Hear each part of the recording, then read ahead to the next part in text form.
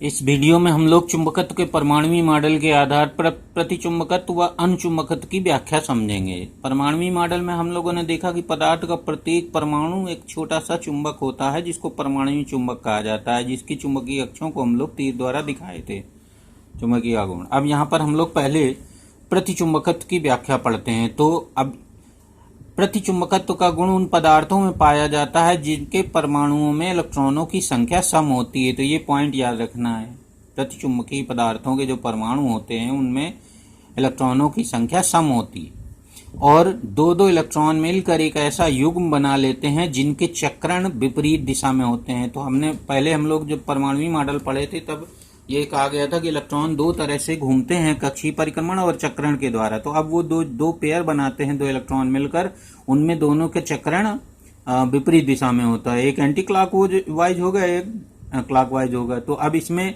ये जो anti clockwise अगर घूम रहा है तो दाहिने हाथ की अंगुलियों को घूमने की दिशा में, चक्रण की दिशा में मोड़ेंगे तो अंगूठा इधर की ओर हो जाएगा। इस तरह स्टाइल ऐसे मोड़ेंगे तो ऊपर की ओर। तो इसमें जो एम की डायरेक्शन है ये ऊपर को दिखा दी जाती है। तो और इस इलेक्ट्रॉन की ये क्लॉकवाइज घूमने में लगा है तो इसकी डायरेक्शन हो जाएगी, इसके चुंबकीय द्विध्रुव आघूर्ण की डायरेक्शन या नीचे की हो जाएगी इस तरह से।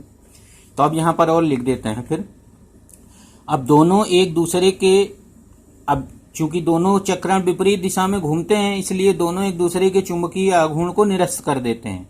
अतः प्रतिचुंबकीय पदार्थ का परमाणु कोई चुंबकीय आघूर्ण नहीं रखता है। तो ये याद रखना है। तो प्रतिचुंबकीय पदार्थ के परमाणुओं का जो कुल चुंबकीय आघूर्ण होता है वो शून्य होता है, अर्थात इसका जो परमाणु है उसको हम नन्हा दंड चुंबक या एक चुंबकीय द्विध्रुव नहीं कह सकते हैं। तो प्रतिचुंबकीय पदार्थ में ये 0 होता है उसका चुंबकीय आघूर्ण। अब चुंबकीय क्षेत्र में रखे जाने पर यह चुंबकित क्यों हो जाता है तो उसको समझते हैं। तो देखिए, जब प्रतिचुंबकीय पदार्थ बाह्य चुंबकीय क्षेत्र में रखा जाता है तो युग्म के इलेक्ट्रॉनों के चक्रण की गति बदल जाती है। तो ये जो इनके इलेक्ट्रॉनों के चक्रण की गति है वो बदल जाती है, यानी एक की धीमी और एक की तेज हो जाती है। तो युग्म का एक इलेक्ट्रॉन त्वरित व दूसरा मंदित हो जाता है, अर्थात एक तेजी से घूमने लगता है और दूसरा मंदित हो जाता है। तो अब इनका चुंबकीय आघूर्ण एक दूसरे से निरस्त नहीं हो पाता है और परमाणु में बाह्य क्षेत्र के विपरीत दिशा में चुंबकत्व प्रेरित हो जाता है, अर्थात उसकी गति तेज हो जाती है, उस इलेक्ट्रॉन के चक्रण की गति तेज हो जाती है जो बाह्य क्षेत्र के विपरीत दिशा में चुंबकत्व उत्पन्न करता है या चुंबकीय आघूर्ण की दिशा जिसके विपरीत होती है तो उसकी स्पीड बढ़ जाती है। तो ये इस प्रकार से इसकी व्याख्या कर देंगे, दिशा में चुंबकत्व प्रेरित हो जाता है, यही प्रतिचुंबकत्व कहलाता है। तो हो गई ये डेफिनेशन। और इस पर ताप का कोई प्रभाव नहीं पड़ता, ये हम लोग पहले भी जान लिए हैं कि प्रतिचुंबकत्व पर ताप का कोई प्रभाव नहीं पड़ता। और प्रतिचुंबकीय पदार्थ हम लोगों ने पहले भी लिख रखे हैं, Ag, Au, Sb, Cu, Ecu, ये सब। अब हम लोग इसी परमाणु मॉडल के आधार पर अनुचुंबकत्व की व्याख्या करेंगे। तो अनुचुंबकत्व में देखिए क्या लिखते हैं। यहाँ पर हम लोगों ने प्रतिचुंबकीय पदार्थ में देखा कि परमाणुओं में इलेक्ट्रॉनों की संख्या सम होती है। अब यहाँ पर देखिए क्या लिखते हैं, और जिनके चक्रण की दिशाएं भिन्न होती हैं। यहाँ पर लिखते हैं वे पदार्थ अनुचुंबकीय पदार्थ होते हैं जिनके परमाणुओं में कुछ ऐसे इलेक्ट्रॉनों की अधिकता होती है जिनके चक्रण एक ही दिशा में होते हैं। तो यहाँ पर हम लोग सम विषम न लिखकर ये इस स्टाइल में लिखेंगे कि कुछ ऐसे परमाणुओं की अधिकता होती है जिनके चक्रण की दिशा सेम होती है। तो यहाँ पर हमने 3 बना दिए हैं। यहाँ पर देखिए, तो यहाँ पर ये और ये दोनों एंटी क्लॉकवाइज डायरेक्शन में घूमने में लगे वामोवर, तो इनके चुंबकीय आघूर्ण, जो चुंबकीय द्विध्रुव आघूर्ण की दिशा होगी वेक्टर एम की, वो सेम होगी। और ये जो एक और इलेक्ट्रॉन है ये क्लॉकवाइज घूमने में लगा है, इसके चुंबकीय द्विध्रुव आघूर्ण की दिशा विपरीत दिशा में होगी। तो अब इसका इससे कैंसिल हो जाएगा, लेकिन ये बच जाएगा, इसका चुंबकीय द्विध्रुव आघूर्ण। इस प्रकार परमाणु में स्थायी चुंबकत्व का गुण पाया जाता है इसमें। तो आगे पढ़ते हैं हम आगे। कुछ ऐसे इलेक्ट्रॉनों की अधिकता होती है जिनके चक्रण एक ही दिशा में होते हैं, अतः इलेक्ट्रॉनों का चुंबकीय आघूर्ण पूर्णतः निरस्त नहीं होता है। इस प्रकार चुंबकीय पदार्थ का प्रत्येक परमाणु, अनुचुंबकीय पदार्थ का प्रत्येक परमाणु स्थायी चुंबकीय आघूर्ण रखता है, अर्थात छोटा दंड चुंबक होता है, जिसे हम परमाणुवी चुंबक कहते हैं। तो ये है परमाणुवी चुंबक बने हुए हैं।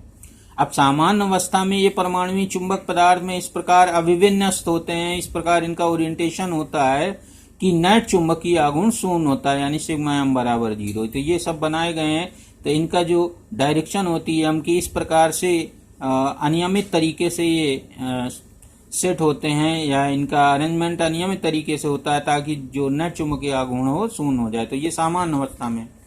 अब हम लोग इनको बाह्य चुंबकीय क्षेत्र में रखे जाने पर क्यों चुंबकत्व का गुण प्राप्त करते हैं उसको समझिए।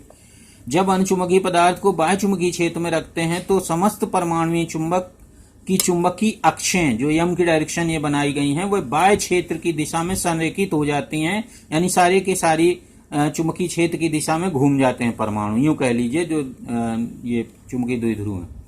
तो बाह्य क्षेत्र की दिशा में मामूली से चुंबकित हो जाता है इस प्रकार पदार्थ, यही अनुचुंबकत्व कहलाता है। तो ये दिखाया गया है। जब बाह्य चुंबकीय क्षेत्र में रखते हैं तो ये सारे जो परमाणुीय चुंबक हैं ये इस प्रकार घूम जाते हैं कि उन सब की चुंबकीय अक्षें बाह्य क्षेत्र की दिशा में हो जाती हैं। इस प्रकार पदार्थ में चुंबकत्व का गुण आ जाता है।